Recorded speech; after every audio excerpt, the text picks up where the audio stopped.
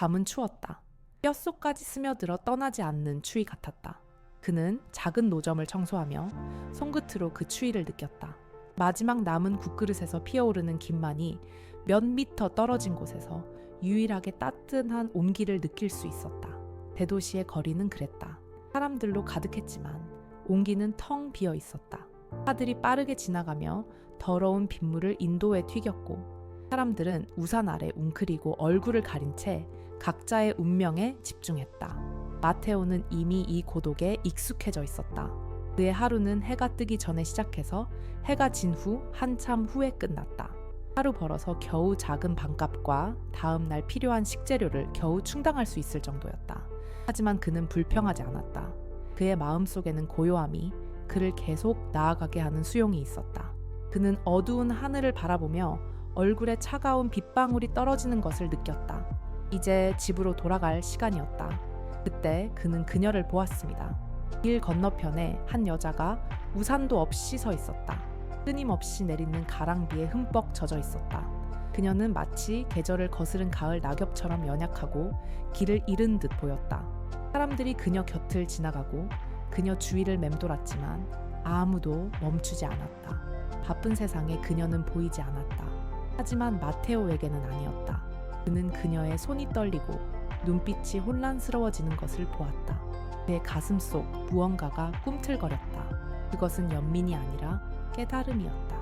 그는 때때로 자신에게서 느꼈던 것과 같은 연약함을 그녀에게서 보았다. 그는 자기가 가진 유일한 우산, 갈비뼈가 휘어진 낡은 우산을 집어들었다. 그는 차들을 조심스럽게 피하며 길을 건넜다. 그녀 앞에 멈춰서서 비를 막아주려고 우산을 펼쳤다. 이름이 노르마인 여자는 놀란 듯 고개를 들었다. 피곤하긴 했지만 눈빛은 맑고 깊었다. 괜찮으세요, 부인? 그는 도시의 소음을 뚫고 차분한 목소리로 물었다. 일을 잃으셨나요? 노마는 그저 고개를 저었다. 말을 잇지 못했다. 추위 때문에 몸이 약해진 것이다. 마테오는 더 이상 대답을 듣고 싶지 않았다. 그는 그녀를 텐트로 데려가 작은 플라스틱 의자에 앉히고 남은 따뜻한 수프를 한 그릇 가득 건넸다. 국물 냄새가 그들 주변 공기를 따뜻하게 데웠다. 먹어. 몸이 따뜻해질 거야. 그는 다정한 미소를 지으며 말했다. 돈에 대해 묻지 않았다. 대가를 바라지도 않았다. 그 순간 그 작은 행동으로 그는 그저 자신이 가진 얼마 안 되는 것을 나누고 있었던 것이다. 노르마는 떨리는 손으로 그릇을 들고 첫 숟가락을 입에 넣었다. 온몸에 온기가 순식간에 퍼져나갔다. 그녀는 눈앞에 젊은 남자의 얼굴을 바라보았다. 지친 얼굴이었지만 눈빛은 보기 드문 친절함으로 빛났다. 그녀는 말없이 숟가락을 움켜쥐었다. 숟가락을 움켜쥘 때마다 조금씩 힘이 솟는 듯했다. 다 먹자 눈물이 빗방울과 섞여 흘러내렸다. 마테오는 몰랐지만 그 단순한 동정심이 그가 상상조차 하지 못했던 운명의 열쇠를 방금 건져낸 것이었다. 춥고 비오는 밤, 한 그릇의 수프를 통해 그들의 삶은 영원히 바뀌어갔다. 그들의 이야기는 거기서 끝나지 않았다. 아니, 이제 막 시작일 뿐이었다. 수프를 한 숟가락 마지막으로 떠서 몸이 따뜻해진 후 노르마는 빈 그릇을 작은 플라스틱 테이블 위에 내려놓았다. 얼굴을 타고 흐르는 눈물은 더 이상 추위나 절망 때문이 아니라 오랫동안 느껴보지 못했던 감정, 바로 감사함 때문이었다. 그녀는 마테오를 바라보았다. 세상이 어떻게 해야 할지 잊어버린 듯 품위 있게 자신을 대해준 젊은이. 그녀가 감사를 표하기도 전에 조용한 검은색 세단 고급차의 헤드라이트가 어둠 속 거리를 가르며 노점 옆에 살며시 멈춰섰다. 조수석 문이 열리고 흠잡을 데 없이 잘 맞춘 정장을 입은 중년 남성이 황급히 내렸다. 그의 얼굴에는 안도감과 걱정이 뒤섞여 있었다. 그는 무릉덩이는 무시한 채 텐트로 달려가 여성에게 공손히 고개를 숙였다. 노르마 부인, 어디든 찾아다녔어요. 정말 걱정했어요. 남자가 말했다. 정중하면서도 공손한 어조였다. 그의 이름은 훌리오였고 20년 넘게 그녀의 오른팔 역할을 해왔다. 노르마는 손을 뻗어 훌리오의 팔을 어루만지며 그를 진정시켰다. 하지만 그녀의 시선은 마테오의 얼굴에서 떠나지 않았다. 괜찮아, 훌리오. 이 젊은이가 날 돌봐줬어. 훌리오는 마테오에게로 돌아섰다. 그는 머리부터 발끝까지 그를 분석했다. 수수한 옷차림, 일하느라 굳은 살이 박힌 손, 눈빛에 드리운 피로. 그의 눈빛에는 처음에는 불신이 서려 있었다. 기득권의 세계에 익숙해진 사람의 보호 본능이었다. 무슨 일이야? 다쳤어? 그가 날 추위에서 구해줬어. 노마가 마테오를 대신해 목소리에 힘을 더하며 말했다. 그는 나에게 우산, 의자, 음식을 주었어. 아무것도 바라지 않았어. 훌리오의 표정이 누그러졌고 불신은 존중하는 듯한 호기심으로 바뀌었다. 그는 재킷 안주머니에서 지갑을 꺼내 지폐 뭉치를 꺼냈다. 젊은이, 어떻게 감사드려야 할지 모르겠습니다. 이 감사의 표시로 받아주십시오. 그는 마테오에게 돈을 건넸는데 아마도 그가 한 달 동안 번 돈보다 더 많은 액수였을 것이다. 마테오는 돈을 보고 노마를 바라보았다. 그는 고개를 살짝 저었다. 선생님, 감사합니다. 하지만 받을 수 없습니다. 보상을 받고 한 게 아닙니다. 그는 놈에게 돌아섰다. 누구나 마땅히 해야 할 일을 했을 뿐입니다. 괜찮으시길 바랍니다. 작은 천막 안에는 멍한 침묵이 감돌았다. 줄리오는 돈을 집어넣으며 거절에 눈에 띄게 놀랐다. 그는 그 가족의 제안을 거절하는 사람을 한 번도 만난 적이 없었다. 노르마는 미소를 지었다. 진심 어린 미소가 그녀의 지친 얼굴을 환하게 밝혔다. 그녀는 그 젊은이에 대한 자신의 직감이 옳았다는 것을 알았다. 아들, 너는 좋은 마음을 가졌구나. 그녀가 말했다.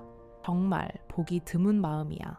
그녀는 훌리오에게 손짓했고 훌리오는 즉시 알아차렸다. 그는 지갑에서 작은 카드를 꺼내 그녀에게 건넸다. 두껍고 우아한 종이로 만들어진 소박한 카드였다. 노르마라는 이름과 전화번호만 양각으로 새겨져 있었다. 주소도 회사 이름도 없었다. 그저 힘이 느껴지는 단순한 뿐이었다. 그럼 이걸 받아주세요. 그녀는 마테오의 손에 카드를 쥐어주며 다짐했다. 돈이 아니에요. 약속이에요. 혹시라도 뭐든 필요하면 이 번호로 전화하세요. 제가 받을게요.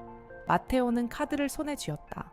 마치 미지의 세계의 무게를 짊어진 듯 카드는 그의 손에 무겁게 느껴졌다.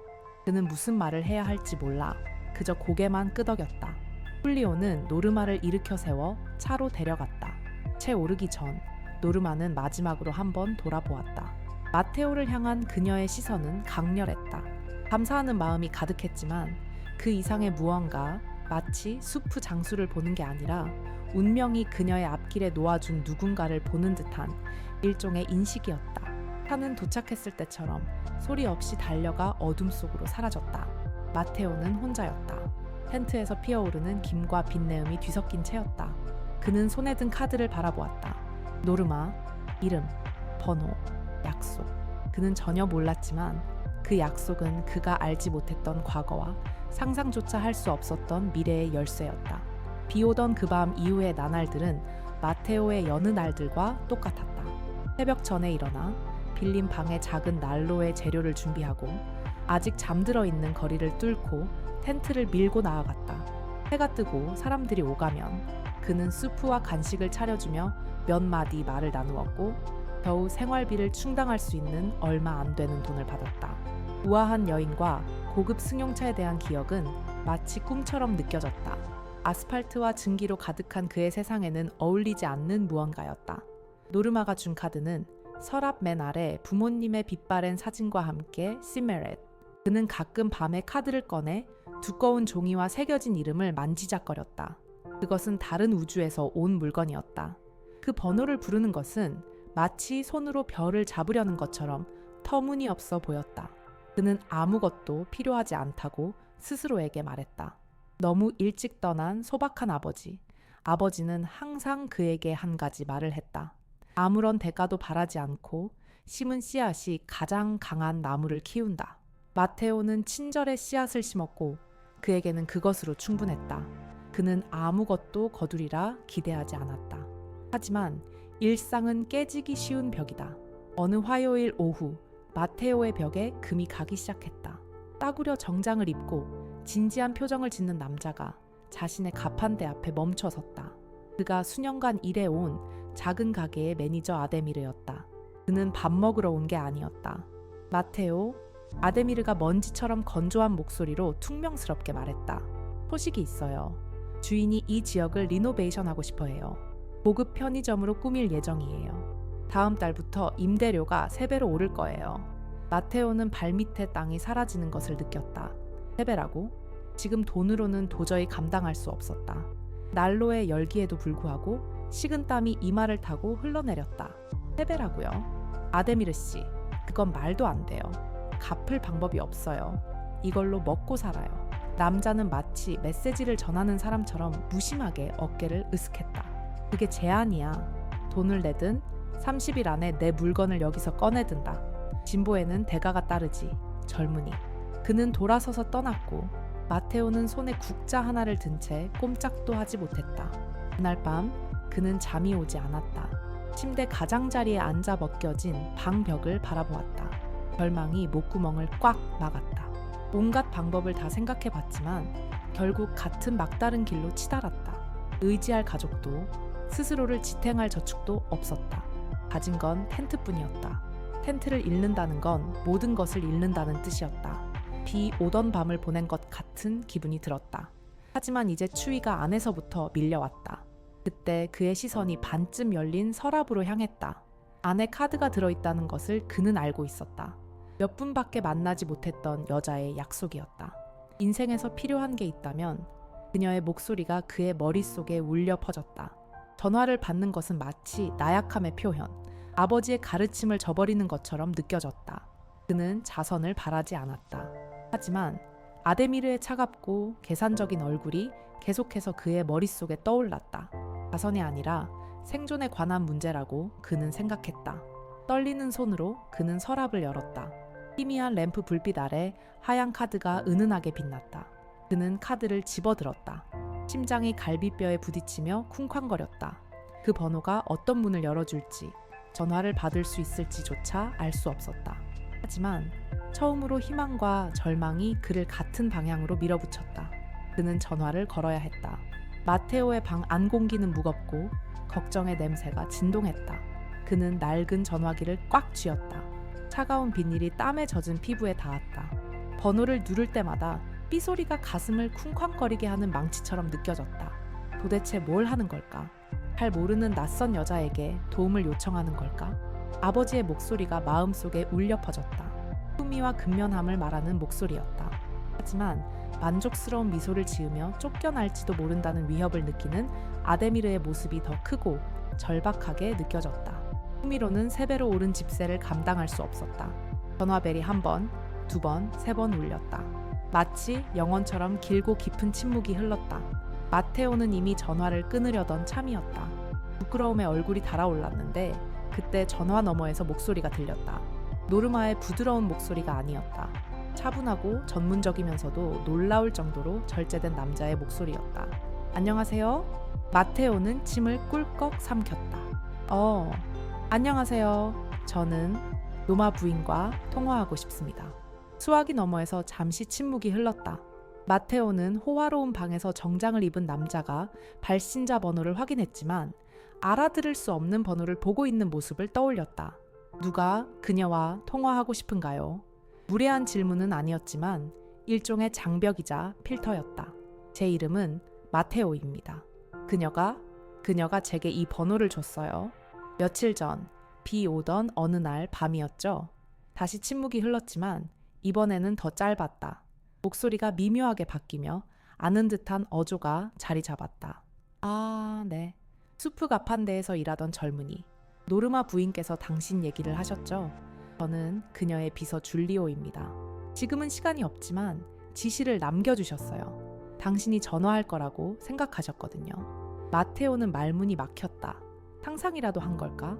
어떻게 그의 상황을 알 수 있을까? 지시사항 말씀해 주시겠습니까? 그는 간신히 물었다. 그의 목소리는 거의 속삭임에 가까웠다. 네. 훌리오가 여전히 침착한 태도로 말했다. 네가 전화하는 건 도움이 필요해서라고 하더라. 그리고 네가 자존심이 강한 사람이라 쉽게 묻지 않을 거라고도 했어. 그래서 나한테 직접 물어보라고 했지. 마테오, 뭐가 필요하니? 그 솔직한 질문에 그는 무장 해제되었다. 아데미르와 임대주택에 대해 마음속으로 되뇌었던 모든 이야기가 산산이 조각났다. 그는 노출되고 취약해진 기분이었지만 이상하게도 이해받는 기분도 들었다. 그는 심호흡을 했다. 수치심은 절박한 솔직함으로 바뀌었다. 네, 내가 일하는 곳 말이야. 주인이 집세를 3배로 올리려고 해. 못 내면 30일 안에 나가야 해. 그런데 못 내. 내 갚한 데밖에 없어. 훌리오는 잠시 침묵하며 정보를 처리했다. 그의 침묵 속에는 어떤 판단도 냉정한 효율성만 담겨 있었다. 알겠습니다. 사업장 주소가 어떻게 되십니까? 마테오는 주소, 도로명, 번지를 알려주었고 훌리오는 모든 것을 다시 말하며 모든 세부 사항을 확인했다. 알았어. 걱정하지 마. 마테오. 훌리오가 말했다. 그 말은 너무나 간단했지만 그 안에는 그를 놀라게 하는 확신의 무게가 담겨 있었다. 평소처럼 일해. 이 대화에 대해 관리자 아데미르 씨와 이야기하지 마. 아무 것에도 서명하지 마. 아무 것에도 동의하지 마. 그냥 기다려. 곧 연락할 거야. 하지만 어떡해요? 무슨 일이 일어날까요? 저희가 처리할게요. 훌리오가 대답했다. 그의 목소리에는 결의가 담겨 있어 더 이상 질문할 여지를 남기지 않았다. 노르마 부인은 친절한 마음을 잊지 않으시죠. 좋은 하루 보내세요. 마테오. 전화가 끊겼다. 마테오는 수화기를 손에 든 채 통화 종료음을 들으며 서 있었다. 방은 여전히 그대로였고 벽은 여전히 벗겨져 있었지만 근본적인 무언가가 바뀌었다. 수프 한 그릇 때문에 미지의 세계로 통하는 문이 열린 것이다. 그는 더 이상 절망의 무게뿐 아니라 불가능에 대한 어지러운 전율을 느꼈다. 노르마와 훌리오의 세상에서 이 일을 처리한다는 것이 무슨 뜻인지는 알 수 없었지만 오랜만에 폭풍우에 맞서 혼자가 아니라는 것을 느꼈다. 훌리오와 통화한 후 이틀 동안 마테오는 비현실적인 안개 속에서 살았습니다. 가판대를 밀고 수프를 끓이고 손님들에게 음식을 대접했지만 마치 자신의 삶을 영화처럼 보는 것 같았습니다. 거리에서 들려오는 모든 소리, 근처에 멈춰선 모든 차들이 그의 심장을 뛰게 했습니다. 그는 훌리오가 한 말을 되뇌었습니다. 평소처럼 일해. 아무하고도 말하지 말고 그냥 기다려. 기다리는 것이 가장 힘든 부분이었습니다. 희망은 그의 마음속에 있는 연약한 불씨였고 두려움은 언제든 그 불씨를 꺼뜨릴 듯한 차가운 바람이었습니다. 셋째 날 오후 아데미르가 나타났다. 그는 마치 세상, 아니 적어도 그 작은 인도 하나만큼은 자기가 다 차지했다고 생각하는 사람처럼 거만하게 걸었다. 그는 가판대 앞에 멈춰서서 경멸하는 듯한 미소를 지었다. 그래서 마테오, 냄비랑 프라이팬 짐 싸기 시작했어? 그가 팔짱을 끼며 놀렸다. 시간이 촉박해. 겨우 27일 남았어. 마테오는 피가 끓어오르는 것을 느꼈지만 그 지시를 기억해냈다. 그는 심호흡을 하고 남자를 쳐다보지도 않은 채 냄비 속 국물을 계속 저었다. 안녕하세요, 아데미르 씨. 마테오의 무관심에 아데미르는 더욱 짜증이 났다. 좋은 아침이라고 괜히 덤벼들지 마. 진심이야. 이달 말쯤이면 이 공간을 깨끗이 치워야 해. 주인이 여기 프로즌 요거트 가게를 차릴 거라고 들었거든. 네, 허접한 것보다 훨씬 멋지잖아. 마테오가 대답하기도 전에, 아니 정신을 잃고 후회할 말을 하기도 전에 은은한 차 한 대, 짙은 회색 세단이 길가에 멈춰 섰다. 훌리오의 고급차는 아니었지만 훌리오의 차와 마찬가지로 은은한 파워를 풍겼다. 잘 맞는 회색 정장에 얇은 테 안경을 쓴 40살쯤 된 남자가 채서 내렸다. 그의 이름은 카를로스였다.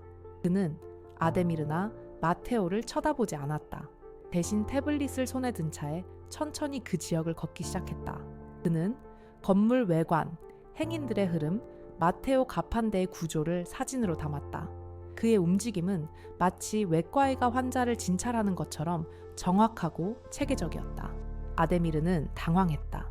그는 중요한 사람처럼 보이려고 애쓰며 남자에게 다가갔다. 실례합니다. 도와드릴까요? 저는 이 방송국의 잠시 태블릿에서 눈을 뗐다. 그의 시선은 차갑고 분석적이었으며 어떤 감정도 담겨 있지 않았다. 아니요, 괜찮습니다. 저는 단지 고객을 위해 투자 평가를 하고 있을 뿐입니다. 그는 고객이라는 단어를 강조하며 말했는데 그 말에 아데미르는 자신이 작아진 듯한 기분을 느꼈다. 투자요? 어떤 종류의 투자요? 아데미르는 호기심과 긴장감이 뒤섞인 어조로 주장했다. 부동산 투자입니다. 카를로스는 퉁명스럽게 대답하며 태블릿으로 시선을 돌려 대화가 끝났음을 분명히 했다. 그는 몇 분 더 분석을 이어갔고 아데미르는 어떻게 해야 할지 몰라 그 자리에 서 있었다. 말을 마치자 카를로스는 마테오의 텐트로 걸어갔다. 아무 말도 하지 않았다. 그저 젊은 남자를 바라보았을 뿐이었다. 그 눈빛은 고작 2초밖에 지속되지 않았지만 그 안에는 온전한 메시지가 담겨 있는 듯했다. 마치 그를 알아보는 듯한 말없는 확인이 느껴졌다. 그러고는 거의 알아차리지 못할 정도로 미세하게 고개를 끄덕였다. 다른 사람은 눈치채지 못했을 만큼 미묘한 몸짓이었다. 하지만 마테오는 알아챘다. 그러자 카를로스는 돌아서서 차로 돌아갔고 도착했을 때처럼 조용히 운전을 시작했습니다. 아데미르는 창백한 얼굴로 뒤에 남았다. 오만함은 사라지고 순수한 당혹감이 그 자리를 채웠다. 그는 마테오를 바라보았지만 이제 그의 시선은 달랐다. 더 이상 경멸의 눈빛이 아니었다. 의심의 눈빛이었고 어쩌면 처음으로 두려움을 담은 눈빛이었다. 그 소녀는 누구였을까? 갑자기 나타난 비싼 차를 탄 사람들은 누구였을까? 마테오는 등골이 오싹해지는 것을 느꼈지만 두려움은 아니었다. 마치 자기 세상이 아닌 곳에서 온 기계 속 거대한 톱니바퀴가 서서히 자신에게 유리하게 돌아가는 것을 지켜보는 듯한 느낌이었다. 그는 여전히 무슨 일이 일어날지 알 수 없었지만 집세를 3배로 올리겠다고 위협하는 아데미르는 갑자기 아주 작아 보였다. 일주일이 흘렀다. 마테오에게는 인생에서 가장 긴 일주일이었다. 훌리오와의 인연으로 불타오르는 희망과 아데미르의 존재가 상징하는 두려움 사이에서 매일매일이 말없는 싸움이었다. 매니저는 매일 매대 앞을 지나가며 아무 말도 하지 않았지만 그의 눈빛은 마치 카운트다운 같았다. 마테오의 시간이 얼마 남지 않았음을 끊임없이 상기시켜주는 듯했다. 마테오는 나무 조각에 매달린 난파선처럼 자신의 일상에 매달렸다. 그는 요리하고 서빙하고 청소했다. 평범함만이 공황에 맞서는 그의 유일한 방어수단이었다. 금요일 아침 무언가가 일상을 깨뜨렸습니다. 마테오가 냄비와 프라이팬을 정리하던 중 아데미르의 사무실 근처에서 작은 소란이 일어나는 것을 보았습니다. 매니저는 사무실 밖에서 정장 차림의 2 남자에게 맹렬하게 손짓을 하고 있었습니다. 평소에는 거만해 보였던 그의 목소리는 날카로웠고 믿을 수 없다는 기색이 가득했습니다. 이럴 순 없어. 난 여기서 15년이나 일했는데 네가 뭔데 날 내 사무실에서 쫓아내? 한 남자가 불안한 듯 침착하게 손에 든 서류를 가리켰다. 아데미르 씨, 부동산이 매각되었습니다. 관리자 직책은 해임되었습니다. 개인 소지품을 꺼내 주십시오. 1시간 안에 자물쇠를 교체하라는 명령이 내려왔습니다. 아데미르는 얼굴이 새하얗게 질렸다. 그는 주변을 둘러보며 도움을 청했지만 다른 가게 주인들은 공개적인 굴욕을 모른 척하며 그저 눈을 돌렸다. 마침내 그의 시선이 길 건너편 마테오의 가게와 마주쳤다. 잠시 그의 오만함은 사라지고 그 자리에는 공포에 질린 이해심이 스며들었다. 어떻게 된 일인지는 알 수 없었지만 그가 그토록 경멸하던 그 수프 장수가 그의 몰락의 원인이었다. 아데미르는 더 이상 아무 말도 없이 패배한 사람처럼 사무실로 들어갔다. 30분 후 훌리오의 조용한 검은색 세단이 텐트 앞에 섰다. 노르마의 비서가 차에서 내렸는데 그때와 마찬가지로 흠잡을 데 없는 자세와 무표정한 얼굴이었다. 그는 마테오에게 다가갔고 마테오는 가슴이 쿵쾅거리는 것을 느꼈다. 안녕하세요, 마테오. 훌리오가 차분한 목소리로 거리의 소음을 뚫고 말했다. 전임 관리자와의 문제는 해결된 것 같습니다. 마테오는 고개를 끄덕일 뿐이었고 그의 눈은 훌리오에게 고정되어 있었다. 노르마 부인은 착한 사람들이 학대받는 걸 좋아하지 않아요. 훌리오가 날씨를 논하듯 말을 이었다. 진보는 불에 위에 세워져서는 안 된다고 생각하시죠. 그래서 이 상업 단지를 인수한 거예요. 마테오의 세상이 멈췄다. 획득했다고. 건물 전체를 샀다고. 그 생각은 너무나 거대하고 그의 현실과는 너무나 동떨어져 있어서 그의 뇌는 그것을 받아들이기를 거부했다. 사요? 그는 속삭였다. 네, 이제 우리 회사 중 하나가 주인이 되었습니다. 새 행정부의 첫 번째 명령은 이것입니다. 훌리오가 그에게 두꺼운 봉투를 건넸다. 마테오는 떨리는 손으로 봉투를 열었다. 안에는 계약서가 들어있었다. 그의 사업장 임대 계약서였는데 그의 이름이 적혀 있었다. 임대료는 이전과 같았고 10년 동안 동결되어 있었다. 그리고 마지막에는 3번이나 읽어야 믿을 수 있는 조항이 있었다. 그의 사업장이 있는 작은 가게의 소유권은 계약 종료 후 지역사회에 기여한 봉사에 대한 보너스로 그에게 이전된다는 내용이었다. 눈물이 예고도 없이 터져 나왔다. 그는 훌리오를 바라보며 말을 찾으려 애썼지만 나온 건 숨막히는 흐느낌뿐이었다. 노르마 부인은 한 가지만 요구하세요. 훌리오가 부드럽게 말했다. 네가 내 자신인 걸 절대 멈추지 않는 거. 이름도 가격도 묻지 않고 도움이 필요한 사람에게 수프 한 그릇을 주는 걸 멈추지 않는 거. 마테오는 손에 든 계약서를 바라보고 아데미르가 굴욕을 당했던 거리를 바라보고 마지막으로 훌리오의 차분한 얼굴을 바라보았다. 한 그릇의 수프가 산을 옮기고 폭군을 무너뜨리고 그에게 미래를 주었다. 그는 깊이 감사했지만 마음속에는 그 어느 때보다 더 강렬한 의문이 불타올랐다. 노르마는 과연 누구인가? 단순한 친절 하나로 그녀 주변의 세상을 바꿀 수 있는 그런 힘은 도대체 무엇일까? 그는 마치 바다 끝에 서 있는 듯한 기분이었다. 겨우 첫 물방울만 보았을 뿐이었다. 그는 마치 세상에서 가장 깨지기 쉬운 물건이라도 되는 듯 봉투를 든 채 인도 한가운데 서 있었다. 도시의 소음은 멀리 느껴졌고 그의 주변에는 침묵의 돔이 형성되어 은은하게 감돌았다. 훌리오는 이미 떠났고 도착했을 때와 마찬가지로 조심스럽게 군중 속으로 사라졌다. 하지만 마테오에게는 5분도 채 되지 않아 세상이 바뀌었다. 계약, 미래, 이 모든 것이 한 그릇의 수프 때문이었다. 그는 텐트로 돌아갔지만 일하러 간 것은 아니었다. 거의 자동적인 움직임으로 짐을 챙기기 시작했고 그의 마음은 다른 주파수로 움직였다. 냄비 하나하나, 숟가락 하나하나가 마치 전생의 물건, 1시간 전에 그의 물건인 듯 했다. 그는 어머니가 항상 하셨던 말씀, 어린 시절부터 간직해온 유일한 사치였던 그 말을 떠올렸다. 친절은 씨앗이란다, 아들아. 오늘 심으면 내일 어떤 나무가 될지 모르지. 그는 계약서를 바라보았다. 그 씨앗은 온전한 숲이 되어 있었다. 빌린 작은 방에 도착하자마자 세상은 극명한 대조를 이루었다. 벗겨진 벽, 어두운 골목길이 내려다 보이는 단 하나의 창문, 바닥에 놓인 매트리스에 불과한 침대. 모든 것이 그의 삶의 현실을 외치고 있었다. 그는 침대 가장자리에 앉아 봉투를 다시 펼쳤다. 필사적으로 모든 조항을 읽어 내려가며 모든 것을 사라지게 할 함정, 실수를 찾았다. 하지만 실수는 없었다. 모든 것이 거기에 있었다. 그의 이름, 그의 미래. 이상한 욕망이 그를 압도했다.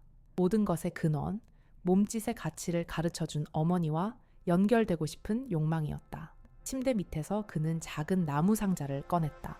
그가 가진 유일한 유산이었다. 안에는 몇 가지 물건이 있었다.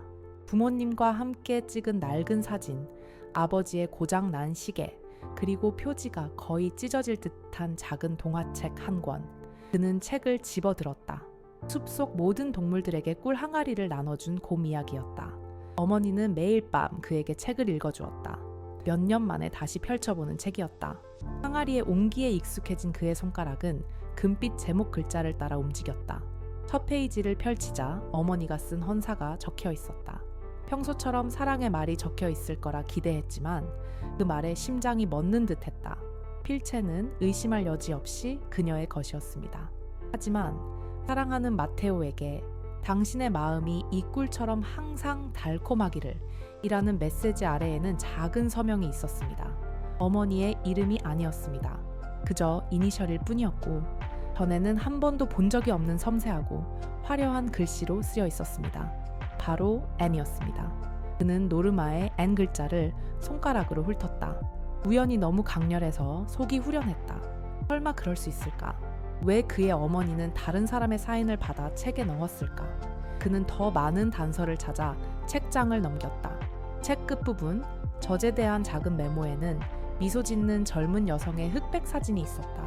그녀의 이름은 노르마가 아니었다. 하지만 사진 옆 감사의 글에는 한 구절이 눈에 띄었다. 다른 누구도 믿지 않았을 때 이 이야기를 믿어준 나의 멘토이자 친구에게 특히 감사드립니다. 멘토의 이름은 적혀 있지 않았다. 마테오는 천천히 책을 덮었다. 침대 위의 계약서는 낯선 이가 준 선물이 아니었다. 오래전에 맺어진 끈의 끝이었다. 수프 한 그릇 값으로 건물을 산 그 권력 있는 여자는 낯선 이가 아니었다.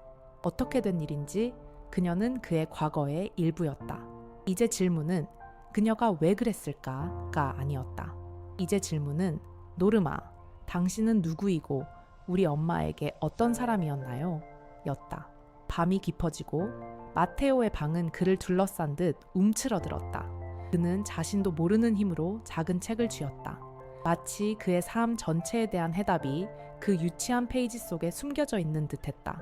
애니라는 글자가 그의 마음속에서 불타오르는 듯했다.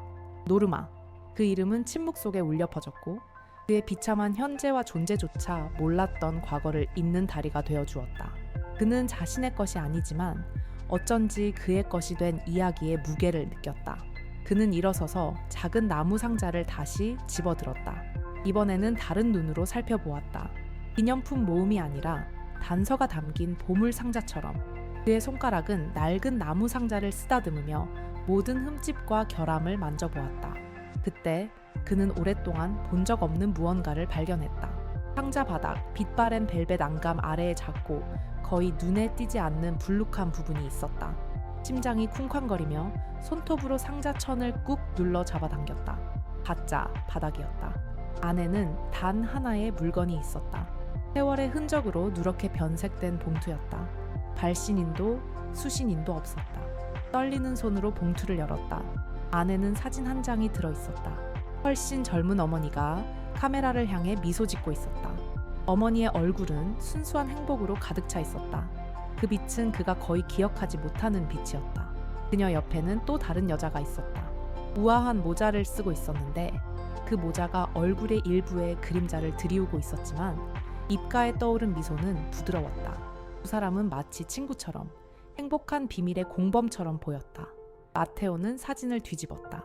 뒷면에는 책과 같은 필체로 이렇게 적혀 있었다. 우리의 꿈 앞에 언젠가 꽃 피우기를.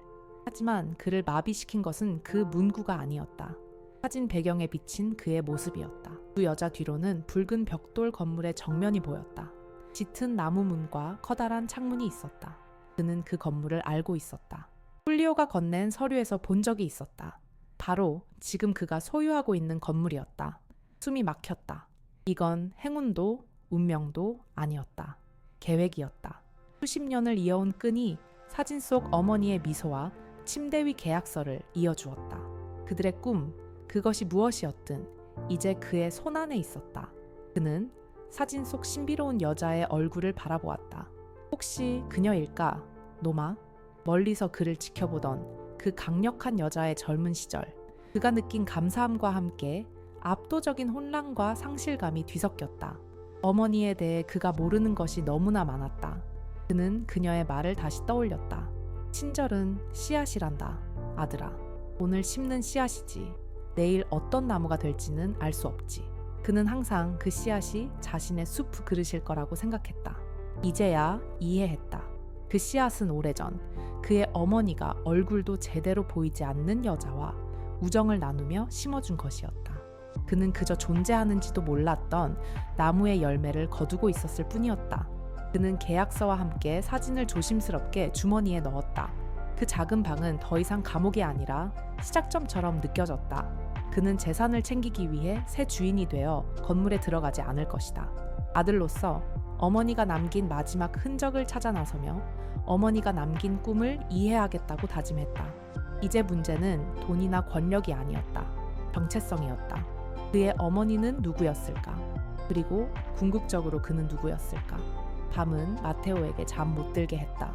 그는 침대 가장자리에 앉아 한 손에는 사진을, 다른 한 손에는 계약서를 들고 있었다. 바깥 세상은 분주한 웅성거림에서 깊은 고요로 바뀌었다. 세상은 계속 돌아가고 있었지만 그의 세상은 멈췄다. 작은 방 안의 모든 물건들이 이제 다른 누군가 디자인한 세트의 일부처럼 달라 보였다.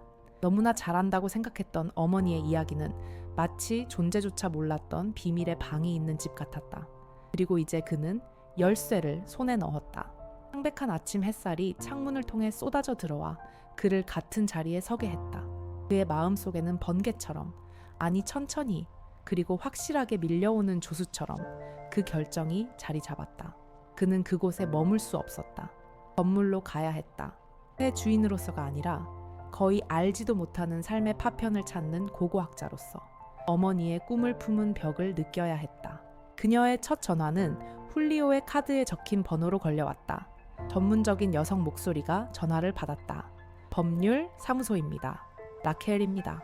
그녀의 목소리는 냄비와 프라이팬, 증기로 가득한 그의 세상과는 너무나 동떨어져 있어서 마테오는 잠시 망설였다. 안녕하세요. 저는 마테오입니다. 훌리오 씨와 통화하고 싶습니다. 계약 관련해서요. 잠시 침묵이 흘렀다. 부드러운 키보드 소리가 들렸다. 아, 네. 마테오 씨. 훌리오 박사님께서 지시를 남기셨습니다. 오늘 10시에 진료실로 와주시겠습니까? 훌리오의 사무실은 도시의 금융 중심지에 자리 잡고 있었다. 유리와 강철로 이루어진 우주처럼. 마테오는 수수한 옷차림에 굳은 살이 박힌 손 때문에 작고 어색함을 느꼈다. 비서 라켈은 그를 조용한 복도를 따라 어두운 방으로 안내했다. 책상 위에는 천장에서 들어오는 빛이 반사되어 어둡고 윤이 나는 나무 책상이 놓여 있었다. 훌리오가 일어나 그를 맞이했다. 악수는 굳건했다. 마테오 씨, 만나 뵙게 되어 반갑습니다. 궁금한 점이 있으신 것 같군요. 마테오는 가죽 의자에 앉았다. 의자가 그를 완전히 집어삼키는 듯했다. 그는 사진과 책을 테이블 위에 올려놓았다. 질문이 너무 많아요. 그가 예상보다 단호한 목소리로 말했다. 왜 그런지 알고 싶어요. 왜 우리 엄마인가요? 엄마에게 노르마는 어떤 존재인가요? 변호사는 물건들을 살펴보았지만 만지지는 않았다. 그의 얼굴은 침착하고 전문적이었다. 마테오 씨, 앞서 말씀드렸듯이 제 의뢰인은 익명을 원합니다. 제 지시는 명확했습니다. 서류를 제출하고 재산 이전이 순조롭게 진행되도록 하세요. 하지만 이건 사업이 아니야. 마테오가 주장했다. 이건 우리 엄마의 삶이야. 엄마의 꿈이 그 건물에 있었잖아. 이해해야겠어. 훌리오는 한숨을 쉬며 잠시 동정 어린 표정을 지었다. 그는 서랍을 열고 건물 번호가 새겨진 가죽 태그에 달린 작은 열쇠 뭉치를 꺼냈다. 그는 열쇠들을 테이블 위로 밀어 올렸다. 열쇠는 마테오 바로 앞에 멈췄다. 당신이 찾는 답을 드릴 수는 없습니다. 줄리오가 낮고 조심스러운 목소리로 말했다. 저는 의뢰인에게 충성합니다. 하지만 어쩌면 답이 제 안에 없을지도 모릅니다. 어쩌면 저 밖에 있을지도 모릅니다. 그는 열쇠를 가리켰다. 때로는 벽의 종이보다 더 많은 이야기가 담겨 있을 때도 있습니다.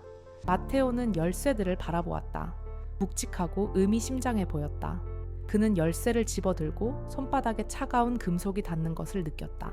대화는 끝났다. 훌리오에게서 더 이상 아무것도 얻을 수 없다는 것을 깨달았다. 그는 일어서서 사진과 책을 다시 배낭에 넣었다. 시간을 내주셔서 감사합니다. 그는 정식으로 말했다. 훌리오는 그저 고개를 끄덕였다. 웅장한 건물을 나와 햇살 가득한 거리로 다시 들어서면서 마테오는 손을 펴고 다시 열쇠를 바라보았다. 그저 금속으로 만들어진 열쇠가 아니었다. 마치 초대장 같았다. 저 문들 중 하나 너머에 어머니의 이야기가 기다리고 있다는 약속이었다. 그는 번화한 거리를 걸었지만 정작 그 거리는 눈에 띄지 않았다. 한때 그의 삶의 배경음이었던 도시의 소음은 이제 그의 심장 박동 소리에 묻혀 아득히 멀어져 가는 듯했다. 그의 손에는 줄리오가 건넨 열쇠 뭉치가 불타는 듯했다. 열쇠 하나하나가 풀리지 않은 질문이었다. 그는 금융 중심지를 벗어나 잿빛에 무표정한 하늘을 비추는 유리로 된 고층 빌딩들을 뒤로하고 더 오래되고 조용한 동네로 향하는 버스를 탔다. 인도에는 여전히 나무가 자라고 건물들은 기껏해야 4, 5층 정도밖에 되지 않는 곳이었다. 열쇠에 적힌 가죽 태그에 적힌 주소는 그를 조용한 거리로 이끌었다. 건물은 어머니의 꿈과 똑같았다. 소박하면서도 품이 있는 모습이었다.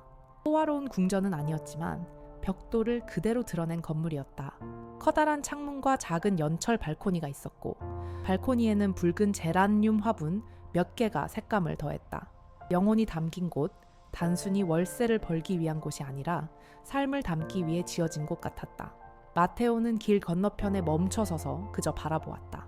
그는 어머니가 그곳에 서서 공사를 감독하고 있을지도 모른다는 생각을 하며 그가 가지고 있는 유일한 사진 속 어머니의 단호한 표정을 떠올려 보려 애썼다. 잠시 그는 분노가 치밀어 오르는 것을 느꼈다. 왜 어머니는 이 사실을 그에게 말해주지 않았던 걸까? 왜 어머니는 그가 아무것도 없다고 생각하며 자라도록 내버려 두었을까? 어머니의 꿈은 바로 그곳에 시간을 거슬러 굳건히 서 있었을 텐데. 하지만 분노는 찾아온 것만큼이나 빠르게 사라지고 깊은 슬픔으로 대체되었다. 그는 모든 상황을 알지 못했다. 판단하는 것은 너무 쉬울 것이다. 그는 길을 건넜다. 현관문은 단단하고 어둡고 무거운 나무로 되어 있었다. 고리에는 황동으로 만든 더 큰 열쇠가 달려 있었는데 그것이 맞는 열쇠인 듯했다. 자물쇠에 열쇠를 꽂는 그의 손이 살짝 떨렸다. 열쇠는 부드럽고 만족스러운 딸깍 소리를 내며 돌았고 그 소리는 시간의 복도를 통해 메아리치는 듯했다. 그는 문을 밀고 안으로 들어갔다. 실내에서는 밀랍 냄새와 희미한 먼지 냄새가 났다. 바닥에는 기하학적 무늬 타일이 깔려 있었는데 오랜 세월 많은 사람들의 발걸음에 살짝 닳아 있었다. 대여매는 없었고 각 아파트마다 작은 우편함이 하나씩 있었다. 총 8채였다. 그는 다시 열쇠 태그를 보았다. 건물 번호 옆에는 더 작은 글씨가 하나 더 적혀 있었다. 펜트하우스. 그는 위를 올려다보았다. 나무 나선형 계단이 바닥을 뚫고 올라갔고 천장의 채 광창을 통해 은은한 빛이 쏟아져 들어왔다. 펜트하우스, 꼭대기층, 천국에 가장 가까운 곳, 그곳이 그가 가야 할 곳이었다. 계단을 한 걸음 내디딜 때마다 마치 건물이 그에게 말을 걸고 비밀을 속삭이는 듯 삐걱거렸다. 그는 다른 아파트 문을 지나치며 안에서 들려오는 은은한 일상의 소리들을 들었다. 켜진 텔레비전 소리, 아기 울음소리, 갓 볶은 커피 향. 어머니가 어떻게든 지켜준 삶들이었다. 마침내 그는 꼭대기층에 도착했다. 문은 하나뿐이었다.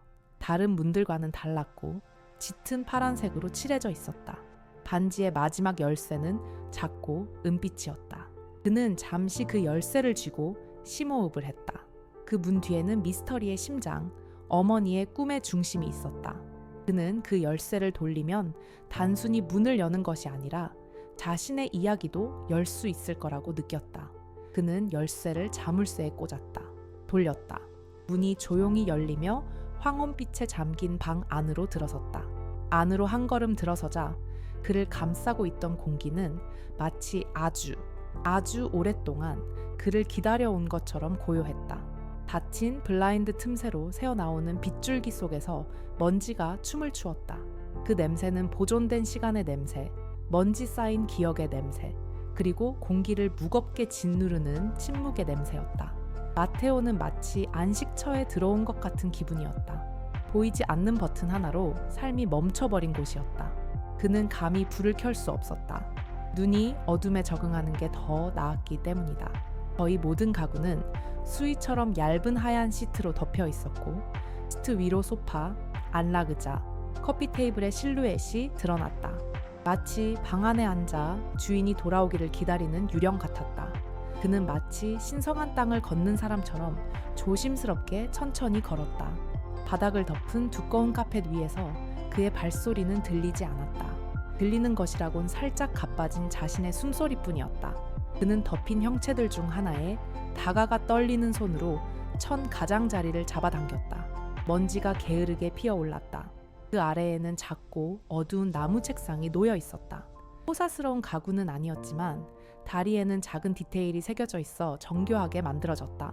책상 위에는 마치 마지막 순간까지 사용된 것처럼 몇몇 물건들이 그대로 놓여 있었다. 액자 하나가 엎어져 있었다. 마테오는 액자를 집어들었다. 액자의 금속 부분이 차가웠다. 액자를 뒤집자 심장이 쿵쾅거렸다. 1살쯤 되어 보이는 그의 아기가 젊은 여성의 품에 안겨있는 사진이었다. 지치지만 너무나 다정한 미소를 짓고 있었다. 그의 어머니, 노르마. 그는 그 사진을 처음 보았다. 마치 유리창 너머로 어머니의 따스한 온기가 느껴지기라도 하듯 그는 어머니의 얼굴을 엄지손가락으로 쓰다듬었다. 아들을 무엇보다 사랑하는 어머니의 얼굴이었다. 그런데 왜 비밀을 숨겨야 했을까? 액자 옆에는 작은 가죽장적 노트가 놓여 있었는데 사용으로 달아 있었다. 일기장은 아니었다. 노트처럼 보였다. 그는 노트를 펼쳤다. 어머니의 필체는 우아하고 기울어졌지만 단호했다. 건물 건축에 대한 메모였다. 2층 들보를 확인해봐 라는 글귀가 적혀 있었다. 배관공 아데미르에게 자재가 더 필요해 라는 글귀도 있었다. 벽돌을 하나하나 쌓아 올리며 꿈을 이루어가는 한 여성의 생각이었다. 그는 거의 알지도 못하는 그 여자와 깊은 유대감을 느끼며 페이지를 넘겼다. 그녀는 그저 어렴풋한 기억이 아니라 걱정과 계획, 그리고 이제야 이해하기 시작하는 강인함을 지닌 진짜 사람이었다. 그때 그는 2페이지 사이에 금속 클립으로 고정된 접힌 종이 한 장을 보았다. 노트에 있던 종이가 아니었다. 좀 더 격식 있는 편지지였다. 그는 조심스럽게 종이를 펼쳤다. 거의 20년 전의 경고, 사법 절차 없이 작성된 통지서였다. 거칠고 이해하기 어려운 법률 용어로 가득했지만 전체적인 의미는 분명했다. 위협이었다.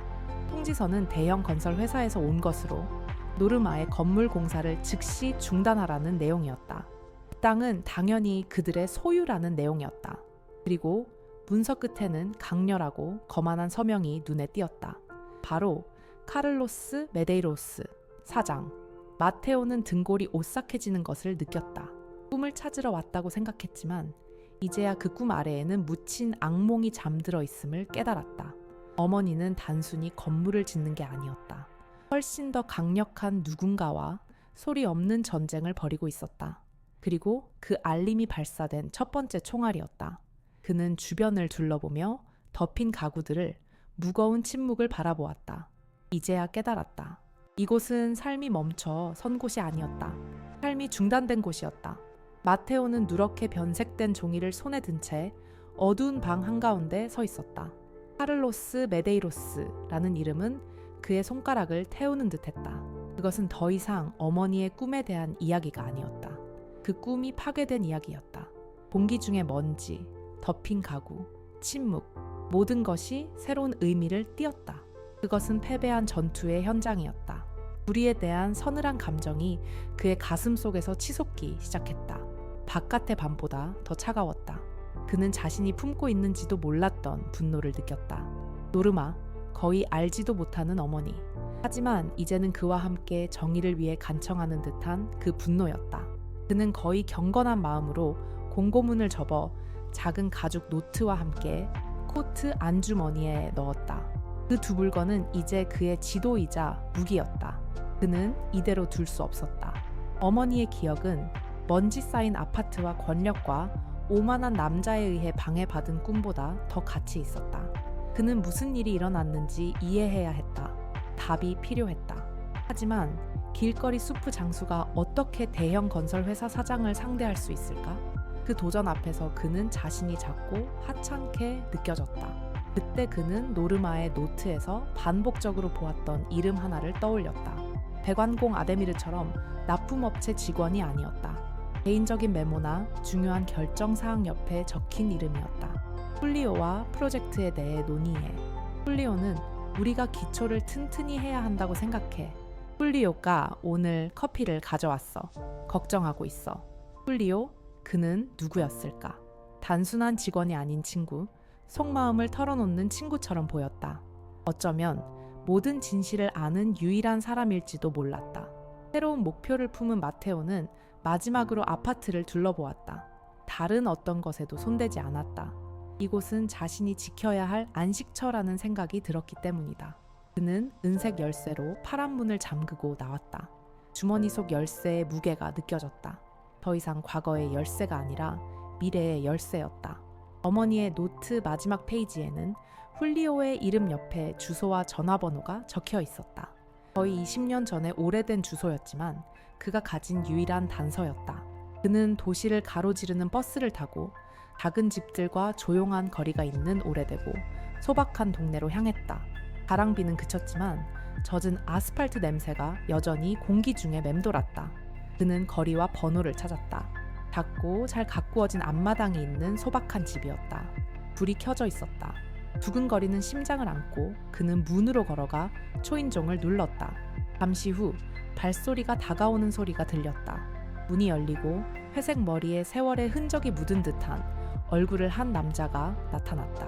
두꺼운 뿔테 안경을 쓴 그는 호기심 어린 눈빛과 피곤한 표정으로 마테오를 바라보았다. 네, 선생님. 그 남자는 쉰 목소리로 물었다. 마테오는 심호흡을 했다. 차가운 공기가 폐를 가득 채웠다. 훌리오 씨, 맞죠? 노르마라는 여자 아세요? 남자의 표정이 순식간에 바뀌었다. 호기심은 놀라움과 고통, 그리고 불신이 뒤섞인 감정으로 바뀌었다. 그는 오랫동안 아무 말 없이 마치 유령을 보듯 마테오의 얼굴만 빤히 쳐다보았다. 그의 눈은 눈앞에 있는 젊은이의 모든 이목구비를 훑어보았다. 당신은 누구세요? 줄리오가 마침내 물었다. 그의 목소리는 거의 속삭임에 가까웠고 감정과 두려움이 무겁게 묻어났다. 마테오의 얼굴은 어머니의 얼굴을 꼭 닮았다. 단호한 눈빛, 굳은 턱선. 훌리오는 20년 만에 찾아온 그리움과 죄책감을 다시금 깨달았다. 그는 한 걸음 물러나 문을 활짝 열었다. 마치 말없는 초대 같았다. 들어와, 얘야. 밖은 춥구나. 그의 목소리는 낮고 오랜 슬픔이 묻어났다. 마테오는 소박한 집으로 들어갔다. 볶은 커피와 오래된 책 냄새가 진동했다. 벽에는 평생 간직할 사진들이 걸려 있었다. 결혼식, 아이들, 손주들. 작은 구석 탁자 위, 꽃병에 꽂힌 꽃병 옆에는 건설용 헬멧을 쓴 미소 짓는 젊은 여성의 사진이 놓여 있었다. 바로 노르마였다. 훌리오는 마테오의 시선을 따라갔다. 노르마는 그 프로젝트를 무엇보다 사랑했어요. 그게 그녀의 삶이었으니까요. 그들은 작은 거실에 앉아 있었다. 훌리오는 물 2잔을 따라 주었는데 그의 손은 살짝 떨리고 있었다. 그는 마치 문 앞에 나타난 유령을 믿어도 될지 고민하는 듯 마테오를 오랫동안 바라보았다. 저는 그녀의 아들입니다. 마테오가 침묵을 깨며 말했다. 아파트를 찾았어요. 수첩도 찾았고 카를로스 메데이로스의 알림도 찾았어요. 그 이름에 줄리오는 움찔했다. 몇 년 만에 다시 들어보는 이름이었지만 악몽 속에서 그 이름이 맴돌았다. 그 남자는 뭔가를 만드는 게 아니라 파괴하는 거야. 줄리오가 속삭였다. 그의 어머니는 훌륭하고 용감했어.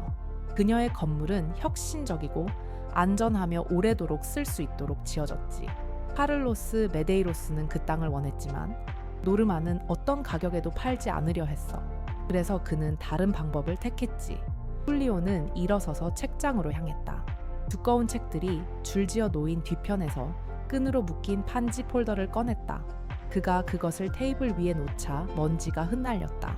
저는 그녀의 수석 엔지니어였습니다. 오른팔이었죠. 모든 걸 봤습니다. 그는 그녀에게 압력을 가하고 끝없는 소송으로 위협했습니다. 실제로는 면허가 없는데도 면허가 없다고 했고 자재 납품을 방해하고 은행의 신용 조회를 끊어달라고 요청했습니다. 마테오는 귀를 기울였다. 마치 열병처럼 마음속에서 분노가 치솟는 것을 느꼈다. 훌리오의 말 한마디 한마디가 카를로스라는 이름 주위에 쌓고 있던 증오의 벽을 더욱 단단하게 다져주는 벽돌 같았다. 최후의 일격은 더럽게 했어. 훌리오가 눈물을 글썽이며 말을 이었다. 그는 그녀를 회의로 끌어들여 거래를 약속했지. 하지만 대신 그는 그녀에게 48시간 안에 새로운 자금을 확보하지 못하면 프로젝트 운영권을 자신의 회사 중 한 곳으로 이관한다는 내용의 문서에 서명하게 했어. 말도 안 되는 마감일이었지. 그는 이미 어떤 은행도 그녀에게 단 한 푼도 주지 않을 거라고 장담했어. 훌리오가 폴더를 열었다. 안에는 계약서, 편지, 쪽지, 사본들이 들어있었다. 그의 어머니는 투병 생활을 하셨지만 곧 병이 나셨습니다. 스트레스와 슬픔. 어머니께는 너무 견디기 힘드셨을 겁니다. 저는 이 모든 것을 간직하고 있었습니다. 사용하기가 두려웠습니다. 카를로스는 막강한 권력을 가진 사람이었고 저도 협박했습니다. 제 커리어가 끝날 것이고 가족이 고통받을 것이라고 했습니다. 그는 마테오를 바라보았고 처음으로 그의 지친 눈의 투지가 번뜩였다. 하지만 네가 여기 있는 걸 보니 마치 엄마가 돌아온 것 같아. 네 어머니, 노마는 정의는 건물과 같다고 항상 말씀하셨어. 기초가 약하면 아무리 높은 건물이라도 언젠가는 다 무너진다고. 마테오는 그 말이 자신의 영혼을 꿰뚫는 것을 어머니의 느꼈다. 유산이었다. 벽돌 건물이 아니라 하나의 원칙이었다. 그의 건물은 아직 건재하군요. 마테오는 단호한 목소리로 말했다. 그러니 기초의 균열을 찾아보자. 훌리오가 천천히 고개를 끄덕였다. 한 명 있어. 그 방에 있었던 사람 말이야. 당시 인턴이었던 젊은 변호사였지. 서명 현장을 강제로 지켜봐야 했어. 자기 어머니가 속았다는 걸 알고 있었지. 이름은 리비아야. 그 이후로는 못 봤지만 시내에 작은 법률 사무소를 열었다고 하더군. 대기업에 맞서 소기업을 돕는 사무소 말이야. 그는 마테오에게 주소가 적힌 종이 한 장을 건넸다. 이제 시작이야. 훌리오가 말했다. 하지만 조심해. 카를로스 메데이로스는 이 이야기를 깊이 묻어버렸고 이 이야기가 영원히 사라지지 않도록 온갖 수단을 다할 거야. 신문에 적힌 주소는 그를 도심의 좁은 골목으로 이끌었다. 새롭고 위풍당당한 건물들 사이에 끼어 있었다. 리비아의 사무실은 낡은 건물 2층에 있었는데 나무 계단이 한 걸음 내디딜 때마다 삐걱거리는 소리가 났다. 엘리베이터는 없었다. 문에 걸린 명판은 아크릴로 만든 간소한 형태였고 그녀의 이름이 검은색 글씨로 새겨져 있었다. 모든 것이 겸손과 투쟁을 말해주었는데 카를로스 메데이로스의 유리와 강철 제국과는 정반대였다. 마테오는 심호흡을 한 후 문을 두드렸다. 그는 훌리오의 서류 가방이 손에 쥐어진 것을 느꼈다. 마치 오랜 세월의 불의가 담겨 있는 듯했다. 피곤해 보이지만 눈빛은 예민한 여자가 문을 열었다. 리비아였다. 그녀는 잠시 그를 분석하는 듯했다. 얼굴에는 전문가로서의 불신이 서려 있었다. 무슨 일로 오셨나요? 그녀가 긴 대화를 나누게 하지는 않는 목소리로 물었다. 제 이름은 마테오입니다. 그가 말했다. 그의 목소리는 예상보다 더 단호했다. 도움이 필요합니다. 20년 전의 사건인데 건설회사와 카를로스 메데이로스라는 남자에 대한 것입니다. 그 이름에 리비아의 몸이 굳었다. 어깨에 거의 보이지 않을 정도로 미세한 떨림이 느껴졌지만 마테오는 알아챘다. 그녀의 전문가다운 가면이 잠시 쩍 벌어졌다. 그녀는 그 이름만 들어도 어둠의 기운이 깃든 존재를 불러일으키는 듯 텅 빈 복도를 둘러보았다. 무슨 말씀인지 모르겠네요. 저는 그렇게 중요한 기업 사건은 다루지 않아요. 그녀는 이미 문을 닫으려 하며 대답했다. 제발요. 마테오는 문이 닫히는 것을 막기 위해 발을 내밀며 고집했다. 총이 문제가 아니에요. 정의가 문제예요. 제 어머니 노마가 문제예요. 그녀의 이름 노르마가 그들 사이 공중에 떠 있었다. 리비아는 멈췄다. 얼굴에서 핏기가 사라졌다. 그녀는 더 이상 마테오를 바라보지 않고 아득히 먼 곳, 필사적으로 잊으려 애썼던 과거의 한 장소를 바라보고 있었다. 기억들이 한꺼번에 되살아나는 듯했고 20년 동안 숨겨왔던 두려움이 함께 밀려왔다. 가버려. 그녀는 힘없는 목소리로 속삭였다. 넌 네가 누구랑 엮이는지 몰라. 그 남자는 용서하지 않아. 잊지도 않아. 사람을 묻어버리잖아. 그가 우리 어머니를 묻었어요. 마테오가 슬픔에 잠겨 무거운 목소리로 대답했다. 어머니는 그냥 평범한 사업가가 아니었어요. 훌륭하고 공정한 분이셨죠. 그런데 그 방에서 소가 넘어간 거예요. 당신이 그 자리에 있었고 직접 보셨잖아요. 그는 폴더를 열어 사기 계약서 사본 한 장을 꺼냈다. 그는 그것을 건네주지 않고 카를로스 옆에 있는 어머니의 강제 서명을 볼 수 있도록 들고만 있었다. 훌리오가 모든 걸 가지고 있었어. 48시간이라는 마감 시한에 대해서도 협박에 대해서도 네가 강제로 증언해야 했다는 말도 했지. 리비아는 마치 종이에 눈이 데인 듯 움찔했다. 눈물이 고였지만 그녀는 꾹 참고 참았다. 인턴이었잖아요. 뭘 할 수 있었겠어요. 앞으로 해야 할 일이 있었고 부양해야 할 가족도 있었잖아요. 젊고 너무 무서웠어요. 어머니께도 앞으로 살아갈 삶이 있었죠. 마테오가 말했다. 그의 목소리는 비난이 아니라 깊은 슬픔으로 가득했다. 어머니는 정이란 건물과 같다고 말씀하시곤 했어요. 기초가 약하면 언젠가 다 무너져 버린다고. 어디에 균열이 있는지 알잖아요. 저 혼자 이 일을 해낼 수는 없어요. 그는 그녀의 방문 밖 바닥에 골판지 폴더를 내려놓았다. 어떤 일도 강요하지 않을 거야. 그는 한 걸음 물러서며 말했다. 하지만 언젠가 두려움이 영원히 이길 수 없다고 결심한다면 내게 필요한 모든 것은 그 안에 있어. 진실은 우리가 묻어버린다고 해서 사라지는 게 아니야. 마테오는 돌아서서 삐걱거리는 계단을 내려갔다. 리비아는 문간에 서서 바닥에 놓인 폴더를 마치 시한폭탄이라도 된 듯 멍하니 바라보고 있었다. 리비아가 그것을 집어들 것인지는 알 수 없었다. 하지만 그는 이미 씨앗을 심었다. 이제 남은 것은 두려움의 그림자 속에서 그녀의 용기가 꽃을 피울지 지켜보는 것뿐이었다. 그는 뒤도 돌아보지 않고 계단을 내려갔다. 한 걸음 한 걸음이 그가 남겨둔 침묵의 메아리처럼 느껴졌다. 리비아가 서류 가방을 집어들 것인지 알 수 없었다. 그는 자신의 역할을 다했다. 20년 동안 닫혀있던 문의 열쇠를 그녀에게 건네준 것이다. 그녀가 그 열쇠를 쓸지 버릴지는 더 이상 그의 몫이 아니었다. 몇 시간 동안 종이 서류 가방은 차가운 복도에 잊혀진 물건처럼 놓여 있었다. 리비아는 작은 아파트 안을 왔다 갔다 했다. 그의 발소리가 아직도 머릿속에 생생했다. 텔레비전을 보거나 책을 읽으려 했지만 그녀의 눈은 언제나 닫힌 문으로 향했다. 진실은 바로 거기, 몇 미터 떨어진 곳에 기다리고 있었다. 마침내 불안감에 휩싸인 그녀는 천천히 문을 열었다. 복도는 텅 비어 있었다. 폴더는 여전히 그 자리에 있었다. 쿵쾅거리는 심장에 폴더를 집어들고 안으로 들어갔다. 문을 잠그자 너무 큰 소리가 나며 딸깍 소리가 났다. 그녀는 폴더를 부엌 탁자 위에 올려놓고 마치 그 물건이 자신을 물 것처럼 뚫어져라 쳐다보았다. 폴더를 열고 서류를 펼치는 그녀의 손은 떨렸다. 계약서, 노르마의 삐뚤어진 서명, 카를로스의 흠잡을 데 없는 필체가 있었다. 그녀는 그날을 기억했다. 회의실에 가득했던 값비싼 커피 냄새, 카를로스의 회색 정장, 노르마가 스스로의 파멸을 선언하는 동안의 무거운 침묵. 리비아는 그저 인턴일 뿐이었고 눈에 보이지 않았지만 모든 것을 보았다. 노르마의 눈에서 두려움을, 카를로스의 눈에서 차가운 만족감을 보았다. 그때와 똑같은 비겁함이 등골을 타고 오르는 것을 느꼈다. 서류를 모아 다시 폴더에 넣었다. 있는 게 나았다. 더 안전했다. 누구에게도 빚진 게 없었다. 그때 전화가 울렸다. 개인 번호였다. 망설이다가 전화를 받았다. 여보세요? 그녀는 힘없이 말했다. 수화기 너머로 짧은 침묵이 흐른 후 부드럽고 위험할 정도로 차분한 남자의 목소리가 들려왔다. 리비아 씨? 여기는 카를로스 씨의 개인 경호입니다. 오늘 당신이 갑작스럽게 방문했다는 소식을 들었습니다. 그저 모든 게 괜찮은지 확인하고 싶어 하셨습니다. 오랜 친구들을 많이 아신다고 하셨습니다.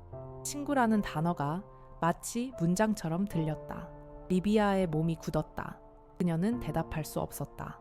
남자는 말을 이었다. 당신이 지금 누리고 있는 평화를 소중히 여기기를 바랍니다. 좋은 밤 보내세요. 전화가 끊겼다. 손에서 휴대폰이 떨어졌다. 그녀는 숨을 헐떡였다. 위협은 더할 나위 없이 명확했다. 그는 알고 있었다. 카를로스는 마테오가 그녀를 찾았다는 것을 알았다. 공황이 그녀를 사로잡았다. 그녀는 창가로 달려가 커튼 틈으로 안을 들여다보았다. 길 건너편에는 헤드라이트를 끄고 주차된 검은 차 한 대가 있었다. 그녀는 움찔하며 발을 헛디뎠다. 두려움은 마치 독과도 같아 온몸의 근육을 마비시켰다. 잠시 그녀는 서류를 불태우고 개인 번호로 전화를 걸어 침묵을 지키겠다고 약속할까 고민했다. 그때 마테오에 지치지만 단호한 얼굴이 그녀의 머릿속에 떠올랐다. 그리고 그의 말이 메아리쳤다. 노마의 말이었다. 정의는 건물과 같아. 기초가 약하면 언젠가는 다 무너져. 그녀는 테이블 위의 폴더를 바라보았다. 카를로스의 기반은 거짓말과 그녀 같은 사람들에 대한 두려움 위에 세워졌다. 20년 동안 그녀는 그의 제국을 지탱하는 조용한 기둥 중 하나였다. 두려워하지 않는다면 어쩌면 마침내 금이 갈지도 모른다. 작은 금이긴 했지만 시작하기에는 충분했다. 그녀의 손은 여전히 떨렸지만 이제는 다른 이유로 폴더를 집어들었다. 안에는 서류와 함께 전화번호가 적힌 작은 종이가 있었다. 마테오의 번호였다. 그녀는 휴대전화를 들고 심호흡을 한 후 전화를 걸었다. 전화벨이 한 번, 두 번 울렸다. 그녀는 심장이 목구멍까지 차오르는 듯 기다렸다. 생애 처음으로 겁에 질린 인턴이 아닌 정의에 필요한 증인이 될 준비를 했다. 마테오의 주머니 속 휴대폰이 진동했다. 도시의 소음 속에 거의 묻혀버린 듯 웅걸거리는 소리였다. 그는 심장이 쿵쾅거리며 전화를 받았다. 여보세요? 수화기 너머로 들려온 리비아의 목소리는 떨리는 속삭임으로 가득했다. 두려움이 가득했지만 동시에 새롭게 내린 결심이 담겨 있었다. 저예요. 그녀가 말했다. 우리 만나야 해요. 하지만 우리 집에서는 안 돼요. 당신 집도 아니고요. 그녀의 말이 맞았다. 카를로스의 시선이 사방으로 쏠려 있었다. 그는 재빨리 생각했다. 센트럴 파크 근처 강 위 다리 알아? 보행자 전용 도로 말이야. 내일 밤 10시에 재킷 챙겨가. 추울 거야. 더 이상 말이 없었다. 전화는 끊겼다. 마테오는 잠시 멈춰서서 그 조용한 대화의 무게를 느꼈다. 그녀의 용기는 폭풍 속 작고 연약한 불꽃이었고 그는 그것을 지켜야 했다. 다음 날 밤 산책로는 거의 텅 비어 있었다. 차갑게 불어오는 바람에 강물의 습한 냄새가 실려 있었다. 마테오가 먼저 도착했다. 주머니에 손을 넣고 얼굴에는 긴장감이 서려 있었다. 그는 아래 길을 지나가는 모든 차들과 공원에서 움직이는 모든 그림자를 살폈다. 그는 편집증에 걸린 게 아니었다. 그는 조심하고 있었다. 몇 분 후 그는 리비아의 실루엣이 다가오는 것을 보았다. 그녀는 큰 코트 안에 몸을 웅크리고 후드로 얼굴을 가린 채 빠르게 걸어왔다. 그녀가 가까이 다가오자 그는 그녀의 눈이 빨갛게 부어 있는 것을 보았다. 그녀는 잠을 자지 않았다. 그녀는 아무 말 없이 골판지 폴더를 내밀었다. 그가 문 앞에 두고 간 바로 그 폴더였다. 그녀의 손이 너무 떨려서 그는 폴더를 받으려면 잠시 손을 잡아야 했다. 다 있어요. 그녀가 속삭였다. 복사본, 기록, 훌리오 박사님이 보관하신 모든 것. 마테오는 폴더를 꽉 움켜쥐었다. 보기보다 무거웠다. 20년간의 침묵이 담겨 있었다. 고마워, 리비아. 이게 무슨 뜻인지 전혀 모르겠어. 그녀는 고개를 저었고 마침내 창백한 얼굴에 눈물이 흘러내렸다. 한 가지 더 있어요. 그녀는 목이 메어 말했다. 신문에는 안 나와 있어요. 그날 들은 이야기예요. 절대 잊지 못할 이야기예요. 마테오가 몸을 가까이 기울였다. 고통 소음이 잦아드는 듯했다. 어머니께서 서명하신 후 리비아가 말을 이었다. 카를로스가 전화를 했어요. 제가 못 들은 줄 알았대요. 수화기 너머로 말했어요. 해결 완료? 모닝스타 계좌에 있는 돈은 내일 이체할 수 있어요. 그가 웃었지. 그의 웃음소리가 기억나. 모닝스타. 그 이름은 마테오에게 마치 주먹처럼 박혔다. 어머니가 꿈꾸던 작은 빵집 이름이었다. 어머니가 냅킨에 휘갈겨 쓴 이름. 모든 희망의 암호가 된 이름이었다. 카를로스는 단순히 그녀의 돈을 훔친 게 아니었다. 비밀 계좌를 개설하기 위해 그녀가 꿈꾸던 이름을 훔친 것이었다. 오직 그만이 이해하는 잔혹한 농담이었다. 마테오의 목구멍에서 뜨겁고 쓰디쓴 분노가 치밀어 올랐지만 그는 삼켰다. 지금은 화를 낼 때가 아니었다. 행동할 때였다. 그게 내가 필요했던 전부였어. 감정이 북받쳐 오르는 가운데도 그는 단호한 목소리로 말했다. 집에 가, 리비아. 그리고 이상한 게 보이거나 네 거리에 주차된 차를 보면 나한테 연락해. 망설이지 마. 그녀는 눈물을 닦으며 고개를 끄덕였다. 그는 자기가 저지른 일에 대한 대가를 치르게 될 거예요. 그렇죠? 질문은 복수가 아니라 희망에 관한 것이었다. 세상이 마침내 정의로워질 수 있다는 희망. 그럴 거야. 마테오가 약속했다. 그는 그녀가 걸어가는 모습을 바라보았다. 나타났을 때와 마찬가지로 어둠 속으로 사라졌다. 그는 다리 위에 홀로 서 있었다. 차가운 바람이 얼굴을 스쳤다. 서류 가방을 열고 희미한 가로등 불빛 아래 서류들을 들여다보았다. 하지만 그가 본 것은 단순히 종이만이 아니었다. 제국을 무너뜨릴 무기를. 그리고 샛별이라는 이름이 머릿속에 맴돌자 그는 마침내 정확히 어디를 조준해야 할지 깨달았다. 도시에서 가장 비싼 호텔의 연회장이 환하게 빛났다. 크리스털 샹들리에가 하얀 리넨과 희귀한 꽃으로 장식된 테이블 위로 황금빛을 드리웠다. 턱시도를 입은 남자들과 디자이너 드레스를 입은 여자들이 나지막한 목소리로 이야기를 나누었고 그들의 웃음소리는 마치 섬세한 종소리처럼 들렸다. 그 모든 것의 중심, 작은 무대 위에는 카를로스가 서 있었다. 그는 샴페인 잔을 들고 관객들에게 미소를 지었다. 그가 직접 주최한 연례 자선 경매였는데 그의 이미지를 깨끗이 하고 자선가로서의 위상을 더욱 빛내기 위한 행사였다. 마테오는 지인을 통해 얻은 웨이터 유니폼을 입고 서비스 구역 근처 구석에서 모든 것을 지켜보았다. 그는 시중 들기 위해 온 게 아니었다. 지켜보기 위해 온 것이었다. 그는 카를로스의 미소를 보고 윤리와 타인을 돕는 것에 대한 그의 연설을 듣고 속이 오싹해지는 것을 느꼈다. 어려운 사람들에게 희망을 주겠다고 말했던 그 남자가 바로 어머니의 꿈을 훔쳐간 그 남자였다. 카를로스는 잔을 들어 올렸다. 건배. 그의 목소리가 확성기를 통해 울려 퍼졌다. 정직과 투명성이 우리 사업과 삶을 이끌어갈 미래를 위해. 바로 그 순간 홀의 양쪽 문이 열렸다. 소리는 나지 않았지만 조용하고 불안한 속도로. 짙은 정장을 입고 진지한 표정을 짓는 두 남자가 들어왔다. 그들은 곁눈질하지 않았다. 그들의 시선은 무대 위에 단 한 사람에게 고정되어 있었다. 홀 안에 웅성거림이 가라앉고 대화도 잦아들었다. 모두가 새로운 사람들을 향해 돌아섰다. 남자들은 차분하게 무대로 이어지는 계단을 올라갔다. 그중 한 명이 카를로스에게 다가왔다. 카를로스의 얼굴에는 여전히 얼어붙은 미소가 가득했고 술잔은 하늘을 향해 있었다. 카를로스 씨? 요원이 물었다. 그의 목소리는 낮았지만 가라앉은 침묵 속에서 또렷했다. 당신이 우리와 함께 가야 합니다. 카를로스의 미소가 멈췄다. 죄송합니다. 뭔가 실수가 있었던 것 같습니다. 지금 행사 중이거든요. 두 번째 요원이 영장을 보여주며 말했다. 틀림없습니다. 이 영장은 탈세, 자금 세탁, 그리고 불법 자금 이동에 대한 것입니다. 구체적으로는 모닝스타라는 계좌와 관련된 것입니다. 그 이름. 마테오는 카를로스의 얼굴에서 핏기가 사라지는 것을 지켜보았다.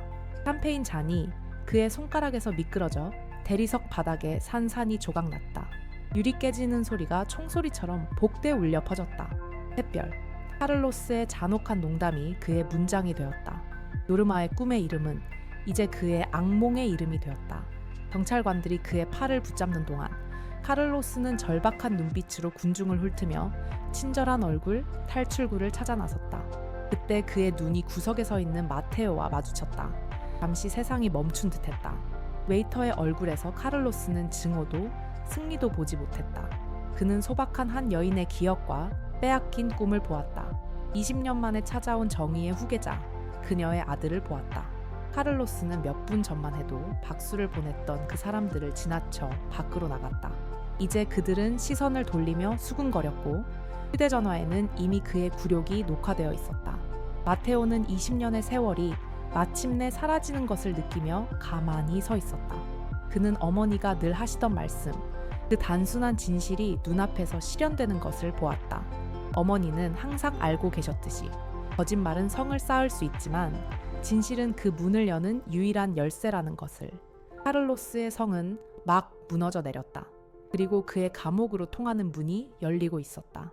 마테오는 나머지 사람들을 기다리지 않았다. 그는 돌아서서 들어갔던 그 서비스 도어를 통해 나갔다. 충격받은 사람들의 속삭임과 휴대폰 플래시, 불빛만 뒤로 한 채.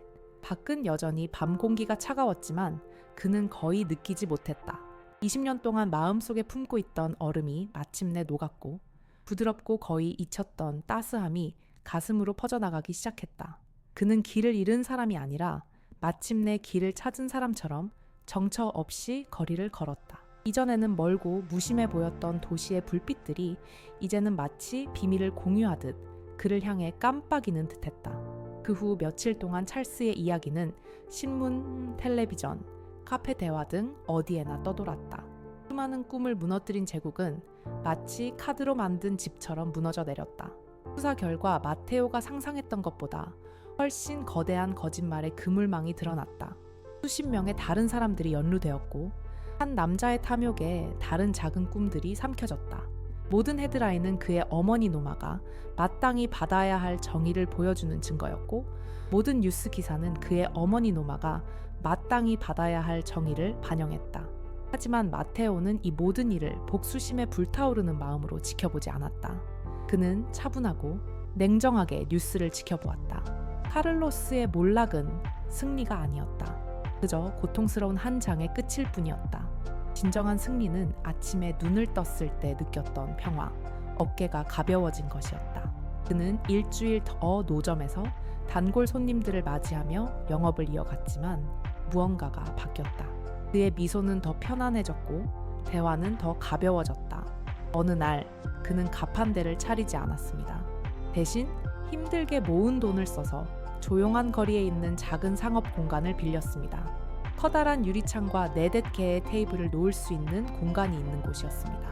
그는 몇 주 동안 청소를 하고 벽을 어머니가 가장 좋아하는 색인 따뜻한 노란색으로 칠하고 나무 조리대를 직접 사포질했습니다. 비싼 장비는 사지 않았습니다. 가판돼 있던 냄비와 프라이팬을 그대로 사용해서 하나하나 윤이 날 때까지 닦았습니다. 모든 준비가 끝나자 그는 문 위에 간소한 나무판을 걸었다. 그의 이름은 적혀 있지 않았다. 오직 두 글자만이 정성스럽고 애정 어린 글씨로 쓰여 있었다. 바로 샛별이었다. 개장 첫날 밤 가게 안은 은은하게 불이 켜져 있었다. 마테오는 부엌에서 어머니께 배운 수프를 만들고 있었고 그 향기가 작은 방 안을 가득 채웠다. 창밖을 내다보니 사람들이 지나가는 모습이 보였다. 오래전 그 추운 밤처럼 각자 자신만의 세계에 빠져 있었다. 하지만 이제 그는 더 이상 자신이 보이지 않는 존재라고 느껴지지 않았다. 그에게는 안전한 안식처가 있었다. 한 노부부가 안에서 풍겨오는 향기와 따스함에 이끌려 들어왔다. 마테오는 진심 어린 미소로 그들을 맞이했다. 조용히 이야기를 나누며 식사를 하는 그들을 바라보던 그는 감사의 물결을 느꼈다. 정의란 죄인의 몰락을 지켜보는 것이 아니라 일어설 힘을 얻는 것임을, 고통을 다른 이들을 따뜻하게 만들어줄 무언가로 바꾸는 것임을 그는 깨달았다. 어머니의 꿈은 사라지지 않았다. 그저 거짓의 제국이 아니라 어느 거리에서든 빛과 따뜻함을 주는 작은 한 점이 되어 꽃 피울 적절한 때를 기다렸을 뿐이다. 바로 그 작은 식당에서 노르마의 유산은 마침내 안전하게 지켜졌다.